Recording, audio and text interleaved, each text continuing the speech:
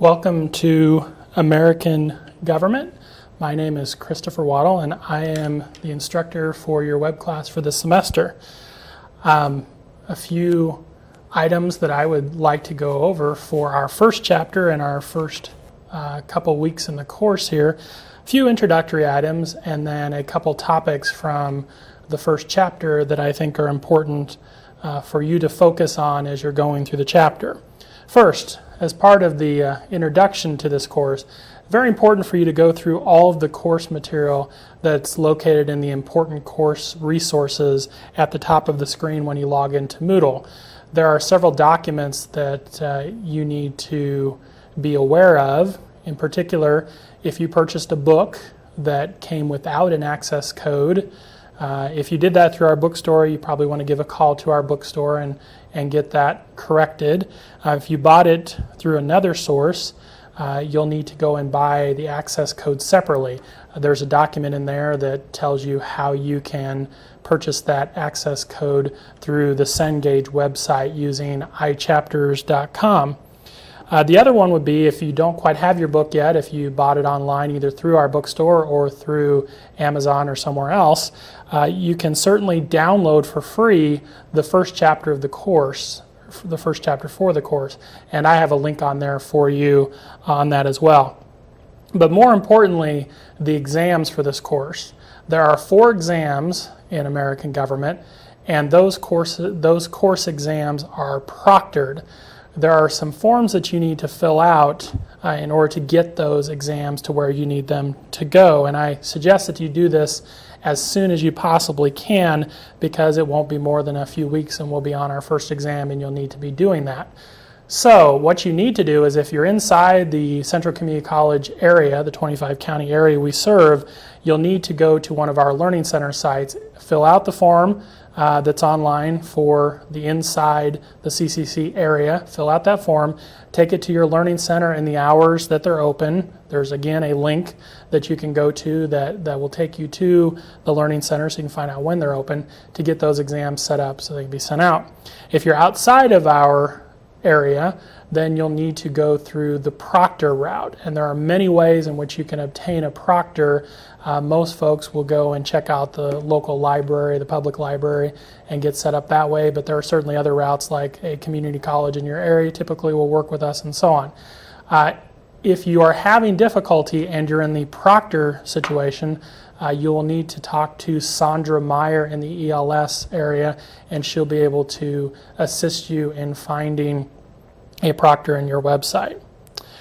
Of course, I always think communication is important for this class, and the best thing that I can tell you is that you send those communications through the messaging service inside of the Moodle course. I would appreciate it if you do not use my CCC email here, in large part because those questions tend to get answered in a more timely fashion in the Moodle course as opposed to my email. So please restrict your messaging inside of the course itself, and also I can deal with them much more quickly. Calling me is certainly, you can always call me or you can email me my CCC account. I'm not telling you not to do that. I'm just telling you it's much quicker to do it the other way. As for Chapter 1, and I'm going to try to do some of these mini lectures as we go through the semester, certainly not one for each and every chapter, but I think there are some key highlights that you should be looking at, particularly since it's your first go-around. Remember, as you read through the course material, what's going to happen on Fridays at 3 o'clock. Now, of course, this is already open to you when we started the course on Monday. You're going to log in Friday afternoon at 3 o'clock. The next week's assignments will be up and ready for you to do.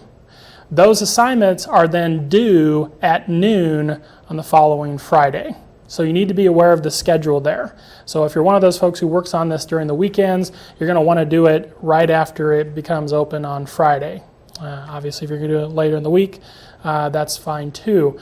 But of course, noon is the cutoff on Friday. Now, for our first couple weeks here. I opened the assignment on Monday, and it's going to be available for 2 weeks. So it won't close this Friday at noon. It'll close next Friday at noon, and then we'll move on to Chapter 2 using the format that I told you about earlier. Now, as far as Chapter 1 goes, really two things that I want you to key in on as you go through the chapter. First, you should always read the chapter first. I think that there's some good information there. I think you should use the course resources that are available to you using the access code to get in to do some of the practice questions. Cengage also maintains another website that's free to use with some tools to study and so on. But before you take the quiz, here are a couple things that I think you should look at. First, the chapter number 1, is of course all about the American people. Your discussion board that you're going to be doing, which again you need to have 2 responses, one to my question that I'm going to ask after you've viewed the video. The second is a response to a fellow classmate. After you've, before you go into that, you must, I think, consider for a moment who we are as American people. When I lecture this in my normal format here on campus, the non-web version, we spend quite a bit of time talking about who the American people are. What would you say they are today? And I always start off by asking the question of the class, if you had to describe the average family in the 1950s, and you had to do it in the context of a television show, what would that television show be? And a lot of times the response comes back and it is Leave It to Beaver. For those of you who've never seen it, go YouTube a few clips of it and you'll probably be up to date. But essentially, the 1950s, a lot of times people think about those television shows that they watched, whether it was Leave It to Beaver or one of the others, in the context of dad as a white-collar worker going off to work with his briefcase. His wife is at home. She's baking cookies for the kids and she's cleaning the house, and of course she's always in a dress. The house is immaculate. It's perfectly cleaned, and the lawn outside is well taken care of.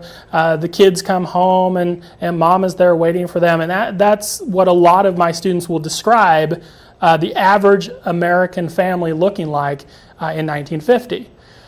So we flash forward to today, and we start to think about what television show would you use to describe a family today. If you sit there and think about this for a moment, the average American family today, and for those of you who are taking this course and you're from Nebraska, again, sometimes you have to think about the country in a much different way.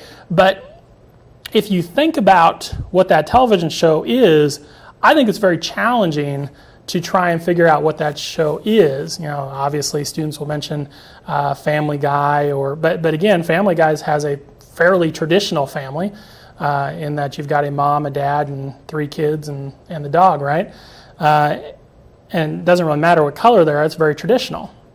There's a show on ABC right now called Modern Family where you certainly have a biracial couple, a family, some kids from a previous marriage. You have a gay couple who've adopted kids, and I asked the students, for those of you who've seen the class or the program, does that represent America? I don't know about that either. But it is interesting to think about who we are as an American people. And the tipping point assignment, the discussion board, is all about this idea of who we are going to be going forward as a country and what kind of effect that will have on the democracy. So I want you to spend some time thinking about how you identify who we are. The second one is going to come up in the context of your quiz. Our quizzes in class, we have a quiz over every chapter in addition to the exams. At the end of each chapter, you'll be doing a quiz that has 10 multiple choice questions and 1 essay question. Now, you'll have an hour to complete this assignment, but of course, you're going to have your book available to you to sit there and complete those quizzes. And I think, of course, it's important to do all the assignments first before you get to the quiz, reading, watching the video, doing the discussion board, and so on, before you ever get there, because there's a lot of value to that in completing those the quiz in an hour. But the first essay question on that quiz is going to be asking you about majority rule versus minority rights. this is another key concept coming out of the first chapter that I need you to begin to think about because it's going to come up certainly much more later on in the semester. We do live in a democracy, and we like to think of ourselves as being a democracy where the majority gets its way. And essentially that's true.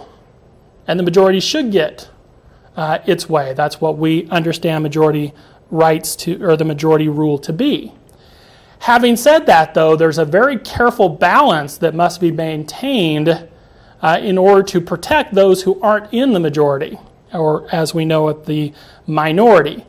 And of course, sometimes when we talk about the minority, there is a tendency to think about ethnicity or other factors, gender, when we think about minority. That's not what we're talking about. We're talking about a political minority. Now, of course, it may be possible to identify that minority through a particular characteristic, but politically speaking, does it matter how big the minority is?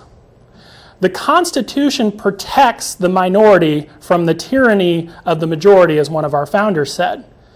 The majority doesn't always get its way because we have a documented piece of paper called the Constitution, which is going to be coming up in Chapter 2 in more detail, that says we will protect the minority from the majority going too far. So it doesn't matter whether it's one person who's in the minority out of 300 and so million people, or if it's 49.999% of the population. The majority is controlled by minority rights, and those must be balanced. And the entity that protects minority rights is the court system.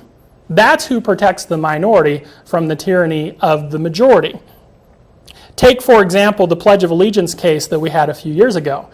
For those of you who read through the course material, you know I am an attorney. I'm licensed to practice law in the state of Nebraska, so I like to look at things a lot from a legal perspective. Look at the case that we have coming out of California.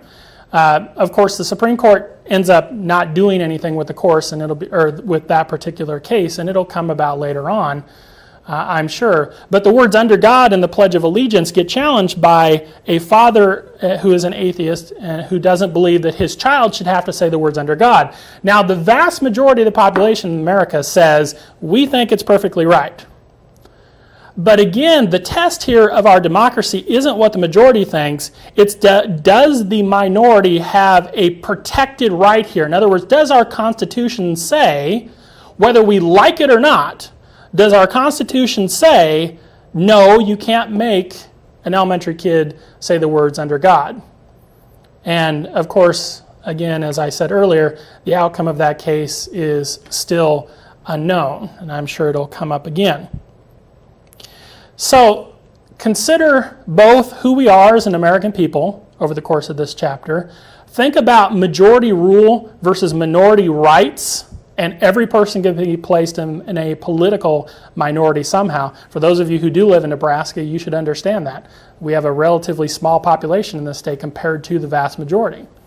How do we protect rural folks from urban issues, which is typically a big issue for us here in this state? Anyway, think about these two in the context of going over your chapter material. I look forward to this semester. I look forward to communicating with you through messages and also through the discussion board. Have a great semester. Please stay on task and read the class grade guide that will tell you a lot about what we're going to be doing, where we're going to be going, and you can check yourself to see how things are completed. I look forward to working with you through the semester. Thank you.